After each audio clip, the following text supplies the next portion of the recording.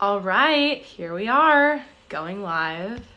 Very exciting. Let me just um get Hey, what's up? Hello, what's up? How are you? Pretty good, pretty good. Let me go ahead and tell my Discord we're live so I can get everyone in here. But Awesome. it's a pleasure to meet you. So nice to meet you too. Oh my gosh, I'm so excited that we're making this happen for Crypto Literacy Month. I've been following your stuff for a while now and very excited to get here and talk about crypto, talk about DeFi specifically. So, super hype about it. I appreciate that. That's what we do here. If you guys aren't familiar with CoinDesk, probably the best, I guess, news website aggregator besides Crypto Panic that takes everything. But I do prefer you guys over Cointelegraph. Just don't tell them I said that. Oh my gosh, that's very kind. Thank you. Yeah, we'll just wait for some more people to get here since I just started. But yeah, anyways, for people who are just joining, make sure that one, you follow CoinDesk, also follow Blockchain Boy. And November is Crypto Literacy Month, and specifically this week is DeFi week. So that's why we're getting on here to talk about DeFi. And also take the crypto literacy quiz at cryptoliteracy.org. This is a great way for you to test your knowledge about crypto. So you can kind of see, where you stand, what parts that you might not know, parts that you want to learn about. And then, come to our channel, come to Lucas's channel, do whatever. Figure out how you can learn more about crypto because it's super important to be educated right now. And this is the perfect month to do so. Yeah, so very excited about it. Okay, looks like we're getting some more people. I think we can get started. You've been on for a little bit, right? Yeah, I mean we've got like over 700 right now. We're good to go whenever you're good. Okay, perfect. Awesome. This is great. So first of all, thank you so much for joining us today. Like I said, I'll say it again for people who just joined. It's DeFi week, so we've been doing lots of content about DeFi for Crypto Literacy Month. And I'll admit DeFi is confusing. Definitely took me a little bit to understand, and hopefully that during this live stream we can clear up some of the questions. Talking to Lucas about it.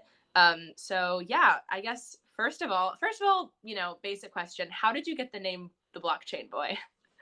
I was just looking for something that rhymed. Believe it or not, and a lot of people are like, "Oh, you ripped off BitBoy Crypto." Some people like compare me to him. I actually didn't know who BitBoy was. I didn't do crypto YouTube at Mm-hmm. all, so I just literally was like, "Okay, what's a cool name?" And so it was Yeah, really just to have a nice Twitter name because I never meant to create a brand or anything. So I thought it would just be fun to do totally. that. Yeah, and now you've created a brand around it, so that's awesome. We're Very. here now, man. We're here. We're here. Crazy, but Yes. that's the way it works sometimes. Totally it does. So yeah, just jumping in, I guess. What is DeFi in your own words? How would you explain it? To somebody who didn't know anything about it, Yeah, I mean, yeah, you could say to someone who didn't know, or maybe people who are more familiar. I guess just your definition of DeFi. so to me, it's removing the middleman from every sector of finance and kind of giving the power back to the people, right? Because with banks, you have intermediaries, terrible interest rates. DeFi kind of takes that layer away, which I would argue is Mm-hmm. pretty unnecessary because of the blockchain and allows for people to get the true value for their money, both taking out loans and actually staking and saving their money. I think it's really the next evolution of finance. Totally. Yeah, and that's a great description too. I think definitely we can sometimes get caught up in these big words like yield farming, liquidity pools, kind of scares people. But yeah, and overall just, removing the middleman from banking. That's a great explanation. And if you guys have any questions too, just drop them in the chat. I know I have a list of questions already that we've talked about, but we can you know, potentially answer some if any come in. So yeah, let us know. Um, yeah, I guess my next question, where did you first learn about DeFi? How did you kind of get into the space? So this is kind of funny actually. Aside from me playing Bitcoin Billionaire in 2015 and not researching what any of that was, my mom got me into Bitcoin when I was like 16. So that was great. Shout out to That's her. Always give awesome. props to my Yeah. mom. But really, and this was before kind of it was super mainstream. But I was just researching all through 2017 on Reddit, even slash biz, which that's how I got into Chainlink. Some really like crypto degen places. And it was, Mm-hmm. in these dark corners of the internet that I Mm-hmm. figured out what DeFi was by reading white papers, even through, and DeFi really hasn't been around for that long, even in crypto Yeah. time. 2017 was really about currencies, not about blockchains. But even in 2017, there you could tell it was coming. It was very Yeah. theoretical, and now we're here. So that's kind of where I first got into it, and a lot of these social forums. So that's kind of my story. I know some people watched YouTube about it, but it was mostly like price hype on YouTube. Interesting. Yeah, definitely. Especially after like DeFi summer last year, that kind of was a time when people started really getting into it more on the blockchain side. But it's interesting. I think definitely DeFi is newer, like you said, in the crypto space relatively. So, who knows what's going to happen next. But yeah, I guess walk us through the process, your process of, like partaking in DeFi. Say you want to get into the space, whether or not you want to stake, whether or not you want to buy tokens. I guess what does that look like for you? So I've done this a couple times. To people who are new to the space, to the average person on the street, a lot of people don't want to go yield farm for 8,000% APY or go stake Time Wonderland for 89,000. What they want is nice, safe returns, and a lot of times you can get them into that, even if it's through platforms like BlockFi and Celsius, by just telling them how much you can get for staking dollars, right? I tell them, okay, if you don't want to go, usually I tell them, hey, download MetaMask, send some Ethereum, and interact with the ecosystem. Yeah. Just install Celsius, put $50 into Celsius, and watch it happen. Because a lot of these people, a lot of the old school people, they need to see it happen. Okay. And if they can't see it, if they can't understand just that basic thing, then it's a scam. Yeah. And what we don't want is people going, oh, and I've seen this a lot from some of the older people on TikTok. They're like, oh, I've heard about this thing, 89,000%. You're going to lose all your money. Crypto's all a scam. That's why I always tell them, go put $10, even 10, like $100, put it in Celsius, let it sit there and watch it collect. And I explained to them, they're loaning your money out. There's no bank involved.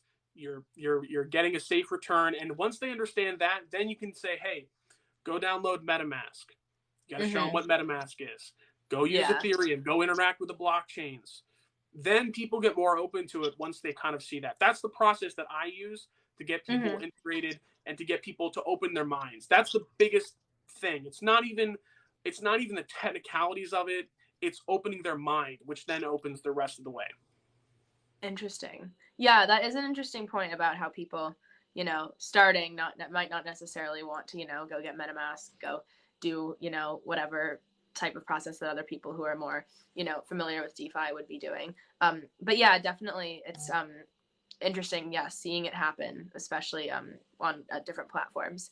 Yeah, I guess in your opinion, why is DeFi such an important development in the crypto space? Why are we talking about it now? Why is it, why is it so huge? Why is it so significant? The reason that DeFi has become so, I guess, hyper focused on in both the crypto and tech world is because of the juxtaposition of what we're seeing now with the money printing. People are inherently distrustful of the government, as they should be, in my opinion, because of the currency issues we've been having. We just had this huge infrastructure bill passed. How are we going to pay for that? We see the government printing it's impossible to imagine how much money they're printing physically. And I think people are seeing the cracks in the old system, and they're turning to something new. And decentralization offers us, we have like a very Star Wars-esque future in front of us, where we can either turn and use this technology for centralized purposes to have a one CBDC to rule them all, the government telling you what you can and cannot spend your money on. We have the other way, right? The light side of the force, if you want to use that description, where DeFi allows for more freedom for the people. People can gain access to capital who may not have been able to get that before due to a credit history, or perhaps they didn't meet the traditional qualifications. People are able to get decent returns on their money without giving it to a bank or institution. So we're at a cross, we're at a fork in the road, right? And it's which path are we going to walk, down? That's interesting. And as like a follow-up question to that, Because I know that with inflation coming and, you know, the excessive printing of US dollars in order to pay for these projects, especially, you know, post COVID and whatnot. How do you see, I guess, you know, people turning to Bitcoin versus people turning to DeFi? I guess, is it sort of in the same vein, or how is that, you know, sentiment kind of different? Well, I mean, if we're not talking about Bitcoin maximalists on Twitter, sure. Bitcoin is like a gateway drug. Shiba Inu, as much as I hate SHIB, as much as I hate Dogecoin, I think that they're gateway drugs for people, right? It gets them in the door. If someone is comfortable and understands what Bitcoin is, they're more likely to take the next step. People see Doge, SHIB being talked about. They're more likely to buy that, lose a bunch of money, and then research the projects that matter. So I think that you can be both. Bitcoin, it was like the original DeFi because it's a decentralized store of value at this point, gold, right? So you have this decentralized gold. What about the rest of this? What about decentralized banks? It's really like a gateway. Totally. That's interesting. Yeah. And that makes sense too, especially people are coming into crypto in all different ways, all different directions, you know, but yeah, just at the core of it is this decentralization. So yeah, I guess next question, more specifically about, you know, ins and outs of DeFi, but where do you think yield farming is going in the next year? Well, that's the question, right? That's the big question because DeFi was not around the way it is now. Last bear market, right? I mean, we had our legacy coins. We had some, you know, small protocols here and there. We had IDEX. Do you remember IDEX? Were you around for IDEX? I don't remember. IDEX was the original decentralized exchange that we were using back in the day, and it's no longer a thing. But IDEX was nothing like Uniswap. So how are we going to find, you know, the liquidity for these yield farming protocols to sustain themselves, right? A lot of people stake cake. That's a very popular thing. Have we reached critical mass in crypto to the point where the yield farming will continue to happen? I think that we're there. I think we'll see probably a slight pullback in the amount of, I guess, interest in yield farming, except for those who are into crypto. Yield farming is a ways away from being, I guess, mainstream. But honestly, I think if we see a non-traditional bear market, it'll be fine. Interesting. Yeah, and I guess next question is, what do you think will be the star tokens or projects to watch in the next year and why? So yeah, you know, a few picks that you're thinking about. So I've been kind of looking into the Terra Luna ecosystem and Anchor Protocol, which Luna is now going up against the SEC. So I think that with the Ripple lawsuit kind of coming to a close as we get into the new year, we will see the SEC turn around and target a few other of these projects, right? Uniswap has got its head on the chopping block. Terra Luna has got its head on the chopping block. Binance is definitely at risk. They kind of went in there, you know, with no plan to make as much money as possible, conquer the space. They did it. At what cost? We'll find out. And Tether. So, and I think that the stable coin regulations are coming. And I think that is the biggest risk, but it's also, people will rally behind a lot of these projects the way that they rallied behind Ripple because of the implications for the space. So I think that while some of these projects may face legal battles and regulations are coming, yeah, Terraform Labs is suing the SEC. That's a very Chad behavior from Terraform Labs. So, you know, I think these are some of the projects to look at simply because they will have a lot of relevance in the coming years, in the coming year when the Ripple XRP case is done. But stablecoin regulations are going to be rough. Look at what happened to Coinbase Lend, right? Like Coinbase Lend was easily like 4%, wasn't it? Yeah, it was 4%, and then SEC immediately threatened to sue. So, and the reason they're doing this is because of what I mentioned earlier, that fork in the road. If people realize, if the average person realizes that these gains are sustainable, if the average person realizes that this is their alternative, rather than watching their money literally lose like 5% in a month, what is that? 5% purchasing power in 1 month is insane. I know. The SEC is worried about this. Absolutely. Absolutely. I think definitely regulation around DeFi is something to watch out for. And in crypto in general, I mean, especially, with Gary Gensler as the chairman and, seeing a gap in the crypto industry, I think definitely that's going to be shaping a lot of what happens, in the next few months. But yeah, for people who just joined, by the way, so it is Crypto Literacy Month. So we're talking about DeFi this week. Make sure to go follow CoinDesk and go to cryptoliteracy.org in order to take the crypto literacy quiz. Figure out what exactly you know, maybe gaps in your knowledge that you can help clear up by watching our content. So, anyways, with that, we can keep going. So, I guess, yeah, we kind of touched on this before, but what do you see as the biggest risks of DeFi? Like I said, I think the regulations are kind of where we come to that crossroads, like where are we going from here? Because decentralization is great, right? Decentralization allows you to go borderless, to not have a central authority. But what happens when the teams of these decentralized projects kowtow to governments? Let's say that Uniswap, as decentralized as it is, if the US government knocks on their door and comes to them and says, hey, we need you to start taking everybody's license. I'm just giving a very insane hypothetical here. Mm-hmm. What do you think they're going to do? It's only as strong as the weakest link. How strong will this decentralization be when governments understand and start to come after these protocols? That's, I think, the biggest risk because, right now we're literally in a spot where the U.S. government published a bill that said you need to have their social security number, their name and address if you're doing a transaction over $10,000 for receiving crypto. Like, so if I sold an NFT, and I've done this a couple times, I sold an NFT for 11 grand. I don't know who bought that. Right? They're doing this to obviously stop money laundering. But is OpenSea going to require verification for every account now, which in turn exposes your MetaMask? There you go. That's the biggest risk. Yeah. Is decentralization really going to last? Will the governments allow it to last? We have to figure this out. That's interesting. I definitely think, at the root of this fear around cryptocurrency in general is just the fact that there is no third party that's regulating any of it.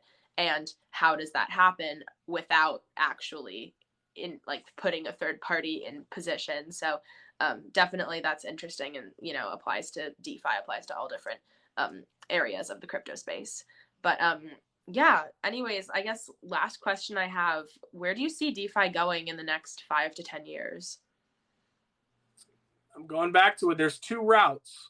We either see it being stamped out, and I think in the US it will be stamped out to a greater extent.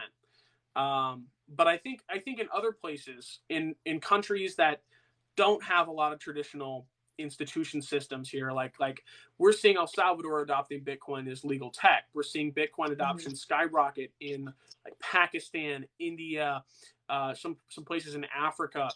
The places with the need for this technology will develop it further. And I think Asia is going to be a huge player in this. Maybe not specifically China, but Asian countries are 10 years ahead of the US on a good day. So I think we'll see a lot of cool stuff coming out of that space. But there's going to be pushback. So we're either going to see a world when some places it'll be like this, where DeFi is completely stamped out to a great extent, and there'll be some places that fully embrace it. And I think it's going to be really interesting to watch how that plays out, especially as we get into like the metaverse and virtual worlds. I've been doing a lot into that. I know it's really hot right now. I bought this Oculus like 2 weeks ago, and I've been exploring like what the metaverse will become. Yeah, I think this is going to do some crazy stuff. So like, where's crypto going? Will we be able to own land? We'll be able to. And this is already happening. I interviewed Netberg. You can literally sell ad space in the metaverse. That's how deep we're going. And in 10 years' time, I can't even imagine. So. Oh, I know. I can't even imagine the fact that like with Decentraland, you can already buy plots of land, and there's going to be a way with like PondFi to be able to lease that out to each other. So you can rent your land from someone else who owns it. There's so many developments happening, and it's all very exciting. But yeah, I think DeFi definitely will be a part of that, like you said. So Yeah, any questions on your end that you want to take? I know you probably have lots in the comments. But Let's yeah. see. There's a lot of spam, a lot of spam. Someone said, anyone think this is a master plan to get the public to adopt a no cash system? What are your thoughts on that? Um, that's interesting. I don't necessarily know about the cashlessness. I mean, I think that cashlessness in general can obviously be achieved without, the physical US dollar. I mean, just by like credit and whatnot. But overall, I mean, like getting away from the US dollar is the goal because of the instability that is looming / is already present with inflation. And yeah, I think, yeah, I don't know. I guess that's kind of my take on it. What about you? I mean, I don't think that the government, personally, I don't buy into all the conspiracy stuff. I don't think that the government is even there yet, right? I mean, I don't think they understand or are prepared for a digital dollar. We're talking 10 years out. Yeah. I think this is just boomers printing money because they don't know anything better. Personally, I think the simplest answer is oftentimes the easiest one. And I'm not trying to read between the lines here. It's simply the government being the government. There's no, people talk about the Great Reset. Well, now listen, I'm not saying that I don't think there will be a huge crash or economic devastation, because I think that there's possibilities for that. But I don't buy the Great Reset thing. I mean, if you guys want to believe that, go ahead. But I think we have a choice here. Like I said, decentralization or centralization. We'll see what happens. Mm-hmm. Absolutely. All right, I'm gonna look at mine and see. I don't have a ton of questions. Let me see.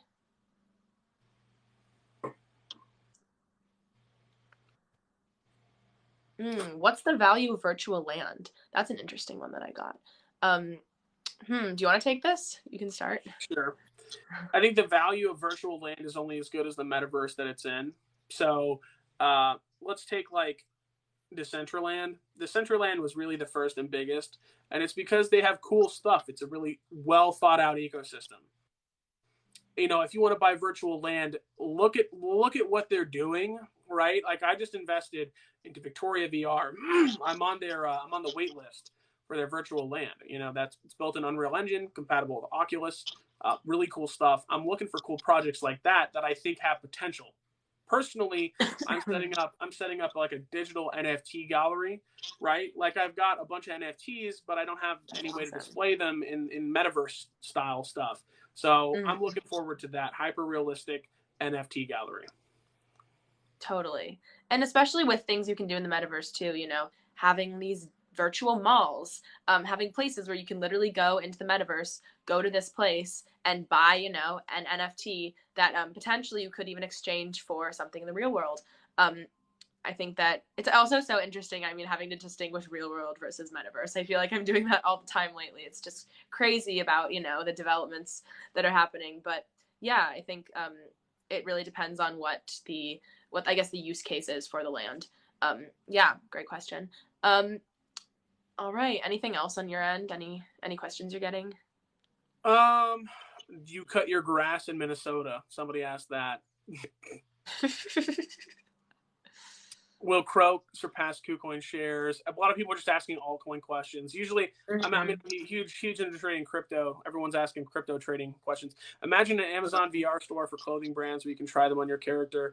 Yeah, did you see that app that actually allows you to overlay NFT clothes on top of yourself? That's crazy. I did not see that. That's cool. I'll have to check that out. It's badass. I'm getting a question: is crypto more stable than the US dollar? I mean, interesting, because obviously, it's so volatile. It's incredibly volatile. You could have one, cryptocurrency shoot up one day and the next day it's completely crashed. It depends, I think, on the currency, obviously. Also, overarching, a lot of people are talking about this because they believe that, certain currencies like Bitcoin could be a hedge against inflation, which obviously is a part of the US dollar. But yeah, definitely. It also depends too, because, there are stable coins, which are intended to be tethered to the US dollar. Yeah, what are your thoughts? It's funny that they're asking that when Bitcoin's down almost 11% in a week.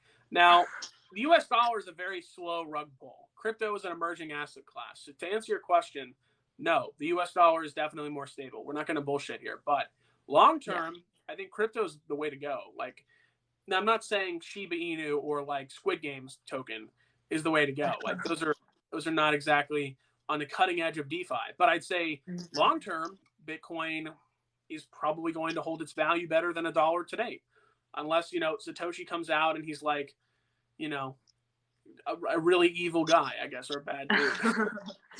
Oh my gosh, Satoshi needs to come out. Satoshi needs to reveal himself, I swear. I hope they never do. I think Bitcoin is more successful without knowing who Satoshi is. I don't think we should ever know who Satoshi. Interesting. That's definitely something that a lot of people have talked about. Like, why would we need to know? How is that going to change our perception of the currency, of the blockchain, of the whole fundamental existence of the project? But I don't know. I'm still curious. Any more questions you have on your side? I only have a couple more minutes, but nothing I should even mention. Nothing I should even mention. Satoshi was killed by the CIA. I've definitely gotten those comments before. Definitely on some TikToks. Anything else you want to say about DeFi before we close it out? I guess to anybody watching who found me on the For You page, this is the first time I've been in a live spotlight. So if you're new to the channel, if you're new into crypto, just do a little bit of research about it. You don't have to hop in. Even a 20-minute YouTube video is more than 90% of America is doing right now. So, hey, what do you have to lose but your time? Go check it out. That's what I have to say. Or I have to say, or you'll be sorry if you don't, because there's a lot of opportunity here. Awesome. Yeah, totally. This has all been great. Thank you so much. This was huge. This was super exciting to be able to talk about DeFi. Sorry if we didn't get to answer all the questions, but hopefully in future TikToks I can answer them. So anyways. Thanks for inviting me. Yeah, of course. And for people who just joined / are here, make sure you follow CoinDesk, follow Blockchain Boy, and take the Crypto Literacy Month quiz on cryptoliteracymonth.org so you can test your knowledge, figure out what exactly you need to know. Yeah, awesome. This has been great. Thank you so much. Care. I appreciate it. Bye. Of course. Bye. Everyone go follow CoinDesk. Yes. Woo. Bye. Good.